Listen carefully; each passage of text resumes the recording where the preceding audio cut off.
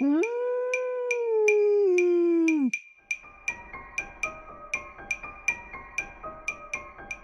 Êtes-vous prêt à voyager des frontières de vos peurs aux limites de vos rêves, à rencontrer des mythes et des légendes, des diables et des anges, à vous laisser conduire sur les chemins de l'étrange? Arcanum Fabulas. Saison 9.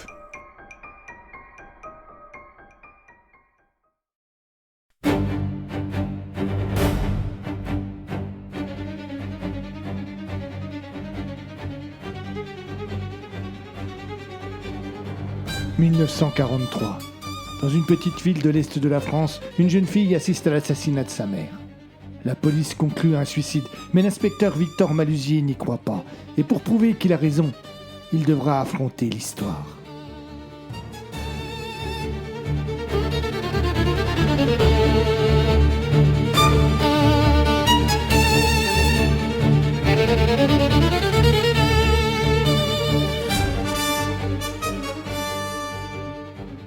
La complainte des Bourbaki. Épisode 17.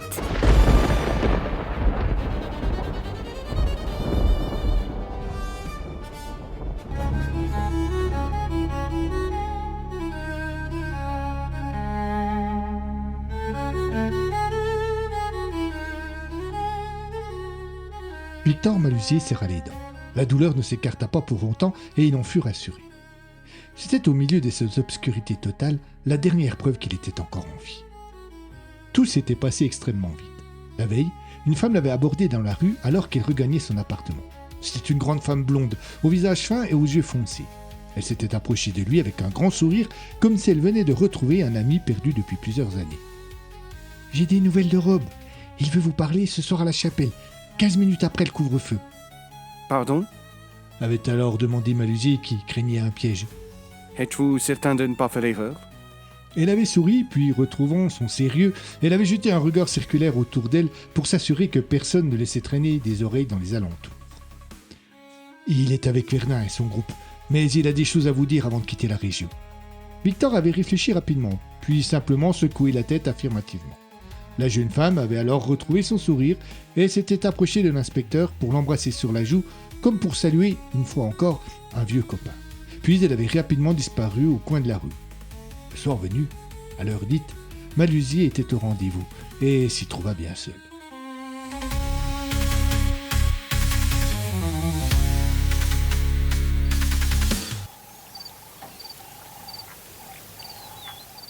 Il fit plusieurs fois le tour de la chapelle, scruta les bois environnants, puis s'installa sur un banc en pierre, appuyé contre le mur du petit édifice.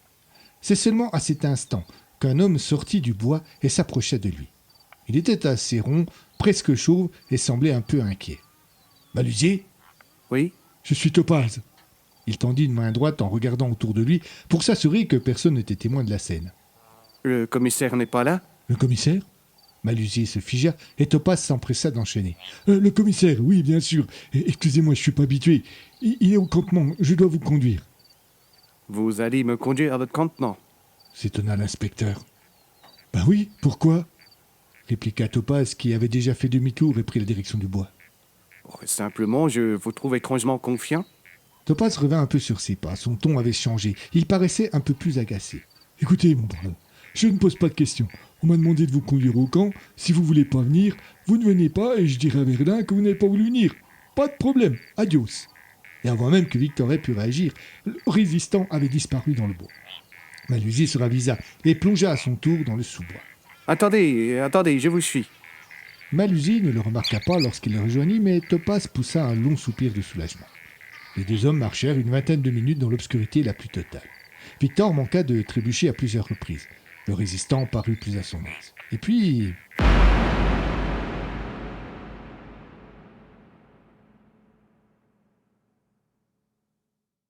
plus rien. Un grand vide, un grand noir, et Malusier qui se réveille dans une odeur de moisissure et un univers sans lumière. Des poignets déchirés par la douleur que provoquent de lourdes chaînes, un mal de tête témoin d'un coup donné par l'arrière, et puis une longue attente. Quand quelqu'un est enfin venu le chercher, il s'est retrouvé traîné vers un autre monde, là où, antagonisme suprême, la lumière était si aveuglante qu'il ne voyait même pas ses interlocuteurs. Ces derniers ne posèrent aucune question, mais plusieurs coups de poing volèrent, quelques éclats de rire et puis des insultes. « Salopard ! Traître ! Vendu !» Et de nouveau l'obscurité, l'odeur de moisi et l'attente inquiétante de la prochaine séance de torture. Victor avait fini par s'endormir, à moins qu'il ne se fût évanoui. Et à son réveil, il n'avait pour seule compagnie que cette fameuse douleur qui lui rappelait qu'il était encore en vie. Bientôt, la soif et la faim vinrent elles aussi prouver aux policiers qu'il n'était pas mort. Depuis combien de temps attendait-il ici ? Les périodes d'inconscience succédant aux périodes de douleur rendaient impossible toute réponse. Toutefois, la porte finit par s'ouvrir et deux ombres furtives, projetées à l'intérieur par la lumière extérieure, entrèrent dans la pièce. « Bon sang !» fit une voix que Malusier crut reconnaître sans pouvoir la nommer. « Qu'est-ce qu'il a mis dans cet état-là ?»« Bah, les copains, hein, ils ont dû se défouler un peu. »« Vous êtes complètement con, vous croyez-vous ?»« Qu'est-ce que ça peut faire, son sort est salé, non ?»« Peu importe, ce n'est pas une raison, bordel. Hey, aidez-moi à le transporter à côté. Apportez-moi des linges humides. » Les deux ombres se penchèrent sur Victor et le redressèrent sans peine avant de le traîner dans la pièce voisine. Victor perdit de nouveau connaissance.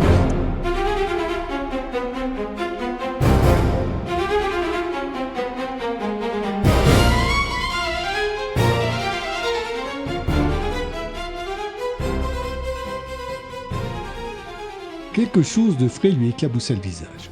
Il était maintenant assis sur une chaise, les mains attachées dans le dos. Il ne faisait plus noir et il n'y avait pas non plus cette lumière aveuglante qui avait été témoin de son calvaire. Au bout de quelques secondes, il put distinguer ce qui l'entourait. Une pièce rectangulaire, avec au fond une petite fenêtre qui donnait sur une nuit sans lune. Une grande cheminée à droite et une table à gauche, avec quelques hommes attablés, le regard posé sur lui. Juste en face de la chaise sur laquelle il était prisonnier, deux autres personnes, le fameux Topaz, un seau vide à la main, et un jeune homme aux cheveux clairs et au visage soutenu par un large menton carré. « Vous allez mieux, inspecteur ?» demanda ce dernier. Mais il n'eut pas de réponse de la part du policier. Alors il poursuivit. « Je suis Verdun. Ce nom vous dit quelque chose ?» Naturellement, Malusier connaissait ce nom, et pas seulement à cause de la fameuse bataille, mais parce que le commissaire Robb lui avait parlé à moult reprises de ce jeune résistant impulsif et étonnant, tout à la fois prompt à la violence et sans aucun doute fidèle comme aucun. Cependant, et bien qu'il le tentât, il n'eut pas, encore une fois, la force de répondre. Et surtout, il avait une question plus importante à poser, et il dut faire appel à toutes ses forces pour parvenir à articuler. « Qu'est-ce que vous voulez ?»« Presque rien, inspecteur. Juste savoir ce que vous avez fait du Major Brendicott. » Le Major Brandy... Verdun, qui s'était penché sur Malusier, se redressa en soupirant. « Topaz, va chercher de l'eau, notre invité a de nouveau rendu visite au nuage. » Le second seau, dont le contenu avait été jeté également en pleine face du prisonnier, ramena ce dernier à la vie encore une fois. Et tout le monde, cette fois-là, crut au miracle, sauf peut-être Verdun qui était trop obsédé par la volonté d'obtenir la réponse à la question qu'il avait posée. « Alors, inspecteur, qu'avez-vous fait du Major Brendicott ?»« Je suis désolé, souffla Victor avec peine.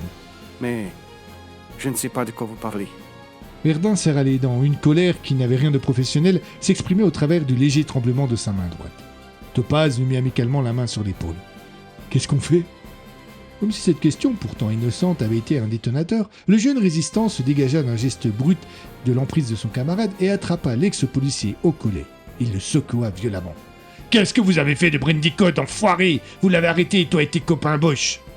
Malgré la douleur, Malusier eut le courage d'esquisser un sourire et de lever les yeux vers son tortionnaire. « Je suis désolé, messieurs, mais vous faites de grosses erreurs. Les Bosch ne sont pas mes copains, et ne faisant plus partie de la police depuis quelques jours, je n'ai plus arrêté personne. » Verdun lâcha prise comme si la surprise avait été une violente décharge électrique. « Qu'est-ce qu'il raconte ?» annonna Topaz, terrifié à l'idée de s'être trompé. Mais il n'obtint aucune réponse de Verdun, ni des autres d'ailleurs. Il insista. « Mais qu'est-ce qu'il a dit ? Verdun, qu'est-ce qu'il a dit ?»« Tu te calmes, Topaz, je dois réfléchir. » Il s'éloigna vers le fond de la pièce. Un silence pesant accompagnait ses pensées. Cela dura 3 ou 4 minutes, puis Verdun parut prendre une décision. Il se pencha vers un des hommes qui demeurait à la table et lui murmura quelque chose à l'oreille. Aussitôt, ce dernier se leva et quitta la pièce. Verdun, lui, revint vers Topaz. « Reconduisez-la à la cave, pour le moment. »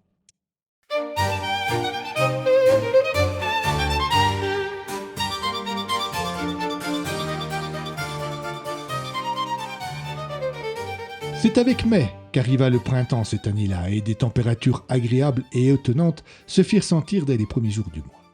Même les nuits furent tempérées. Rob en était presque frustré. Allongé dans l'herbe, il savourait cette douceur en sachant que, dans les jours à venir, il aurait quitté la région sans savoir quand il la reverrait, sans savoir combien de temps durerait cet exil. Si le printemps et l'été demeuraient aussi agréables ici, il n'en profiterait pas. Ils étaient 7 au milieu d'une clairière cernée de bois épais et difficile d'accès. 4 d'entre eux, dont 2 pilotes anglais reconnaissables à leur accent et un jeune homme blessé à l'épaule, attendaient les instructions des 3 autres. Des passeurs de la résistance qui devaient leur permettre d'atteindre la Suisse. Il y avait 1 heure maintenant que la petite troupe avait fait halte ici, attendant que la route de la frontière se dégage. Les consignes étaient simples. Chaque membre du groupe devait rester allongé et profiter de la hauteur des herbes pour se dissimuler au regard éventuel des curieux.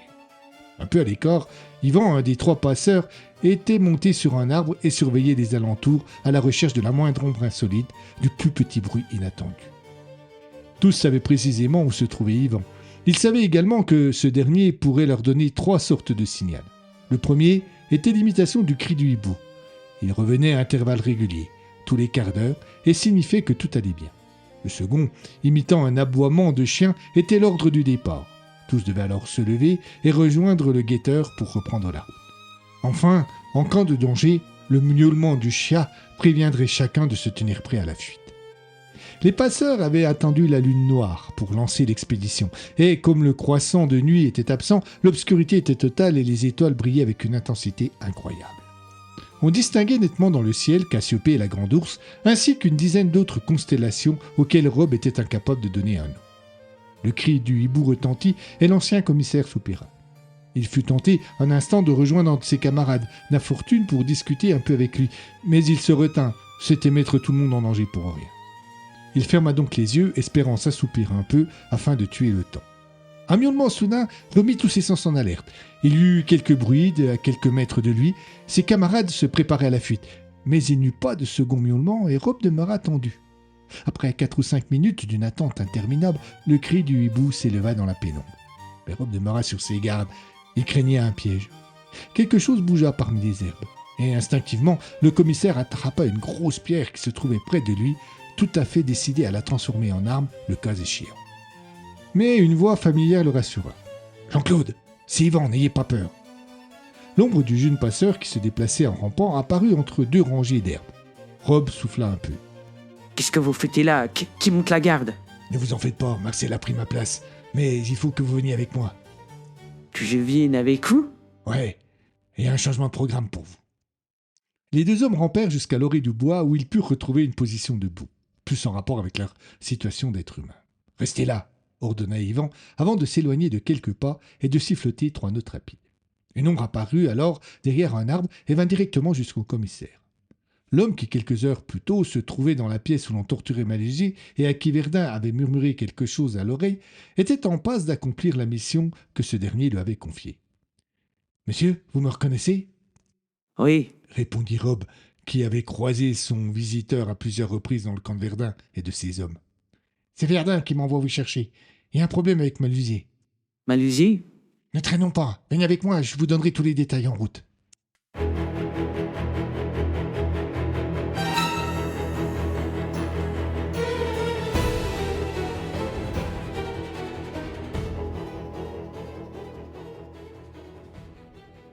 Michel Gendre ouvrit la fenêtre de son bureau et voulut voler un peu de la douceur matinale qui flottait sur la ville. Sur le trottoir en contrebas, il vit passer mademoiselle Andrea. Dans sa robe légère, avec ses longs cheveux libres, elle était d'une beauté envoûtante. Le commissaire Gendre était sous le charme de la jeune fille depuis la première fois où il l'avait aperçue quelques jours après son arrivée en ville. Mais aujourd'hui, ni la douceur du temps, ni la beauté d'Andrea n'avaient d'effet sur le policier. Depuis quelques jours, l'homme était préoccupé au point de ne plus dormir, au point d'avoir en permanence au fond des entrailles une sorte de poids qui le faisait souffrir physiquement. Gendre ferma la fenêtre sans avoir obtenu aucun apaisement. Il prit place à son bureau. Une fois de plus, l'image de Paul Cros assis sur la chaise, les mains menottées et la blessure mortelle à la poitrine lui traversa l'esprit. C'était une obsession, une torture incessante.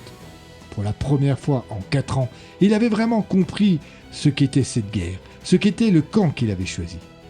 Machinalement, il porta la main au revers de son veston et attrapa la Francis qui était accrochée. Il l'arracha d'un geste brusque et la jeta dans un tiroir qu'il referma comme s'il refermait une époque de sa vie. On frappa à la porte. Un jeune policier entra à l'invitation du commissaire. « Monsieur, votre rendez-vous est arrivé. » Mon rendez-vous? Interrogea Gendre qui semblait revenir sur terre. « Oui, monsieur. Messieurs Frédéric et Jacques de Malaine. Vous aviez rendez-vous avec eux ce matin à 10h30. Ils sont un peu en avance. » Le commissaire Gendre soupira et regarda le petit réveil posé sur son bureau. « Bien, faites entrer. » Ce sont presque deux jumeaux qui entrèrent dans le bureau. La ressemblance entre les deux frères de Malaine était troublante, malgré leurs 4 ans d'écart. Pourtant, il eût été impossible de les confondre, car alors que Jacques avait un visage fermé et un regard froid, Frédéric affichait un large sourire et des yeux rieurs. C'est Jacques qui prit la parole une fois que Jean les eut invités à s'asseoir et leur a demandé les raisons de cette visite. Notre visite a 2 objets. Tout d'abord, nous tenions, mon frère et moi, à vous remercier pour la diligence et l'efficacité avec laquelle vous et vos hommes avez mené l'enquête sur la mort de Mireille Vautier. L'arrestation de ce Paul Cros a été pour nous un grand soulagement, et, ma foi, il n'a eu que le sort qu'il méritait. À l'évocation de l'affaire qui le tourmentait depuis quelques jours, Gendre se crispa. Il prit machinalement un crayon de papier posé devant lui et se mit à le tripoter nerveusement. Ses interlocuteurs ne remarquèrent rien. Mais, Poursuivit Jacques, et c'est la seconde raison de notre rencontre, mon frère et moi pensons que cette histoire n'est pas tout à fait terminée.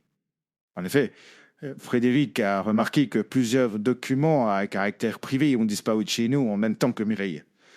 Nous avons la certitude que c'est elle qui les a pris et... D'où vous vient cette certitude? coupa Gendre sans laisser Jacques de Malaine terminer, C'est que, reprit Frédéric à la place de son frère. j'ai, la veille de sa disparition, surpris Mireille dans le bureau où sont rangés ses documents, et qu'elle m'a paru très embarrassée par mon arrivée. Tout cela, messieurs, est bien mince, vous en conviendrez. Et de plus, je ne vois pas ce que la police pourrait faire. Madame Vautier est morte. Il y eut un silence gêné qui dura quelques secondes et les deux frères se regardèrent, semblant s'encourager mutuellement à poursuivre. C'est Jacques qui reprit le flambeau.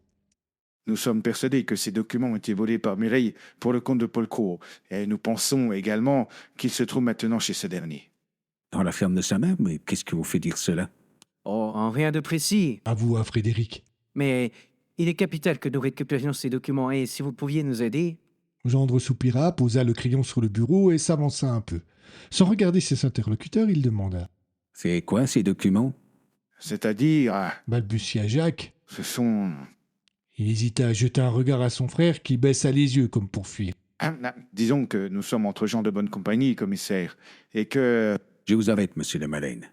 Comment voulez-vous que je me lance à la recherche de quelque chose sans savoir ce que je dois chercher? Frédéric parut retrouver un soudain courage et prit la parole, laissant son frère en retrait. Je suis prêt à vous accompagner. Vos hommes fouilleront, et si jamais je remarque quelque chose, je vous ferai un petit signe. Désolé, monsieur, mais ce n'est pas votre place. Il y eut à nouveau un court silence et les deux frères échangèrent encore un bref regard. Nous regrettons que votre réaction soit celle-ci, Expliqua Jacques en plongeant les mains à l'intérieur de son veston. mais nous nous doutions que vous risquiez d'avoir cette position. Il sortit de sa poche un papier frappé d'une croix gammée. Aussi, nous avons pris des précautions avant de venir vous voir. Il tendit ce dernier au commissaire. Voici un document signé par le major Menck qui vous enjoint de suivre notre demande. Il est accompagné d'un document officiel émis par les autorités françaises qui vous autorise à fouiller la ferme. Gendre s'empara du papier et le lut rapidement. Tout était en règle. Il n'avait pas le choix.